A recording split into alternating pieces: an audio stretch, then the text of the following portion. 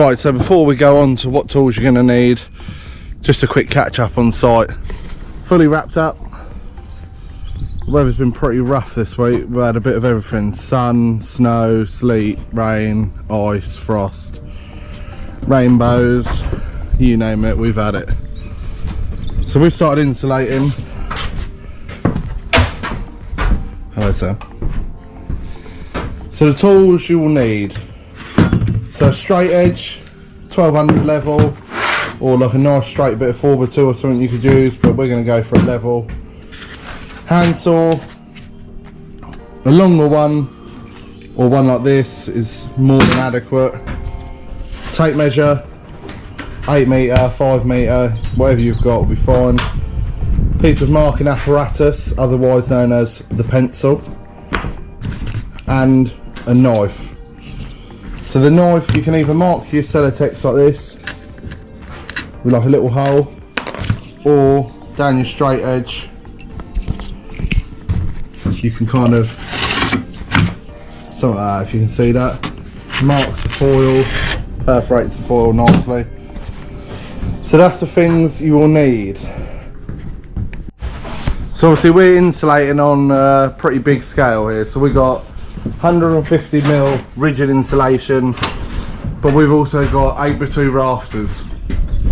So we're using a table saw to cut it. It's not necessary if you haven't got one. Like I said, trusty old handsaw will do the job more than adequate. We've rigged up the table saw though. This blade is capable of cutting a maximum depth of 67.5mm, so that's why we're having to run it through, take it out here, flip it over, run it back through again, and then we've literally got 10mm left that hasn't been cut, so we can just run that through with a nice handsaw. That's rigged up to an extractor, Festool extractor with the Bluetooth connectivity. So as soon as that, we turn this on, the extractor fires up with it. So if you're doing it on mass production, a table saw is handy, but again, there is nothing wrong with using a trusty handsaw.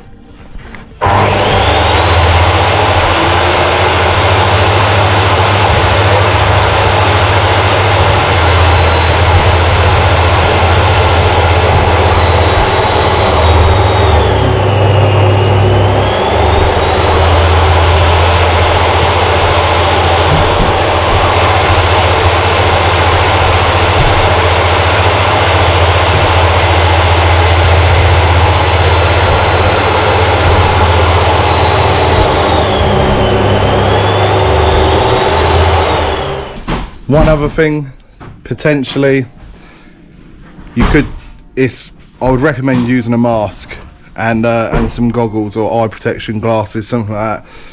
This stuff does get in your throat a little bit, and if it gets in your eyes, it's not the most pleasant thing to deal with. So let's have a look, starting off with measuring it, measuring your opening where your insulation's going to fit. So the way I would measure it, and the way you should measure it, is the sheet is 1.2 that way. Oh sorry, that's a better sheet. So it's 1.2 from top to bottom, 2.4 long. You want to be cutting it down the 1200. Cutting it on a 2.4 a lot more difficult to keep a nice straight cut. So here, if we're saying this is the bottom, if for example, take a measurement down here, which is 319, and you want to be coming 1200mm up, because that's the width of the sheet. Checking it there, and we've got about 317 there. So it's 317 to 319. For the purpose of the video, we're going to do it at 317mm. Let's have a look. I'll show you how to mark it, and let's cut it with a handsaw. So like I was saying, let's mark it out, show you what it's like to cut, and we'll go from there. So this piece is 1200, like I mentioned before, and I'm going to cut it to the desired length I want. So with my tape measure, I'm going to mark 317mm. Just going to put a little stab hole with a pencil in there, and then at the top I'm going to go 317mm. With my straight edge, 4x2 or timber, I'm going to join the dots up. We've all done it when we were kids. Make sure that's lined up. Down my lines, taking the pencil or knife, mark the line all the way down. Let's show you how that's come out. So here, my dot's there, line it all the way up through. So I've got a nice line to cut to.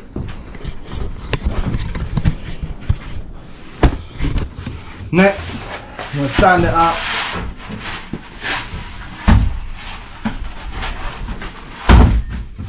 Taking the handsaw.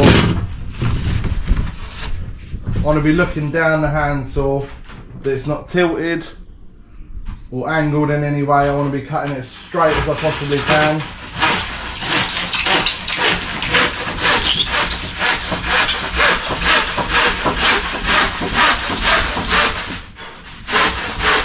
Making sure you're following your line all the way down.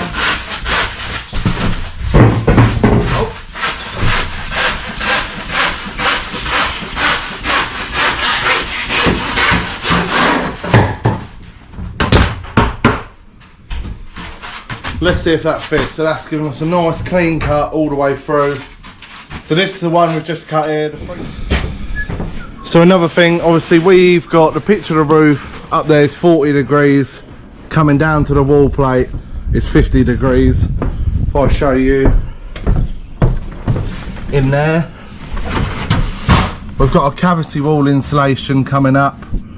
We want our insulation to be sat down on this wall plate nicely, therefore we will need that 50-degree angle cut so it sits on there and continues to hit the cavity wall insulation. So let's show you how we do that. So we've got a 50-degree angle cut on a bit of timber here. It's worked out nicely actually. So 150mm insulation, we're using a bit of 6x2, which comes out at 148mm, so it's pretty close. We're going to go flush with the bottom. It's just a little bit shy of the top. But you want to line them up down there. Let me get my knife.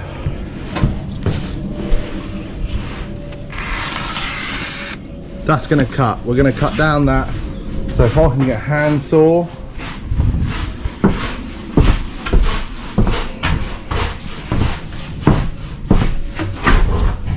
So let's get a handsaw.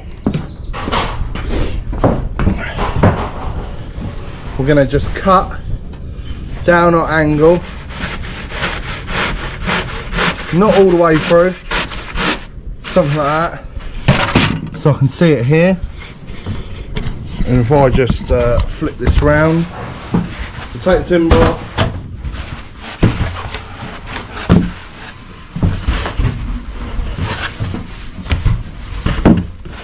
lay the timber back on the same way you had it before, cutting again, just a couple of mil down that angle, like that.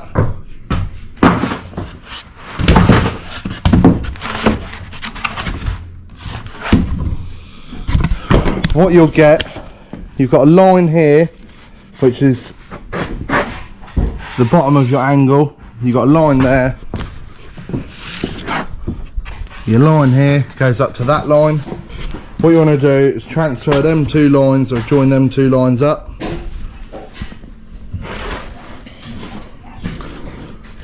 mark it again, and then finish cutting your angle all the way through using that as your straight edge. So there we have it, 50-degree on the bottom.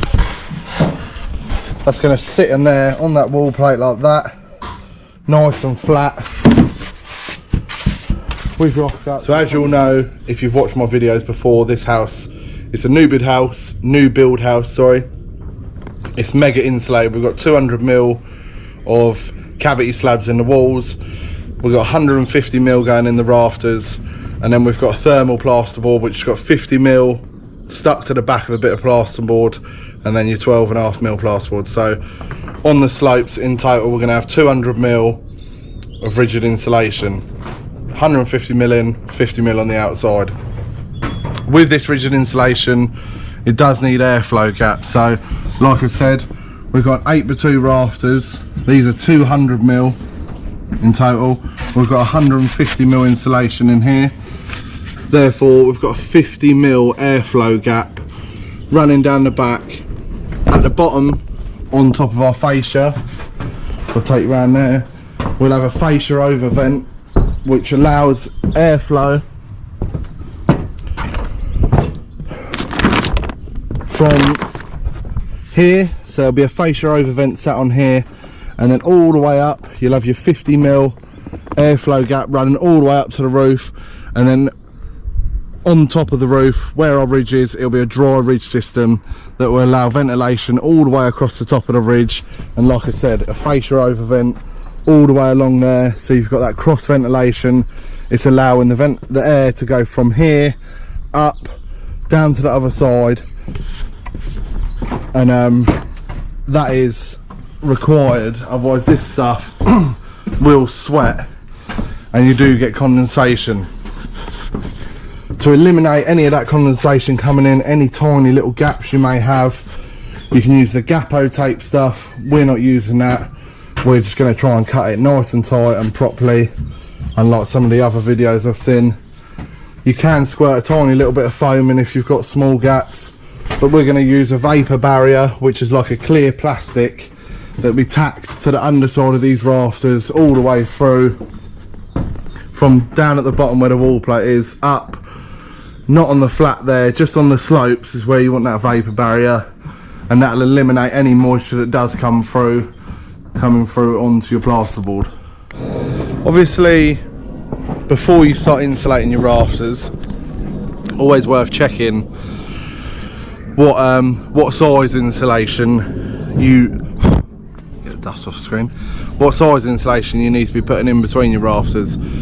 So like here, we've been told 150mm, 50mm underneath, like I explained before.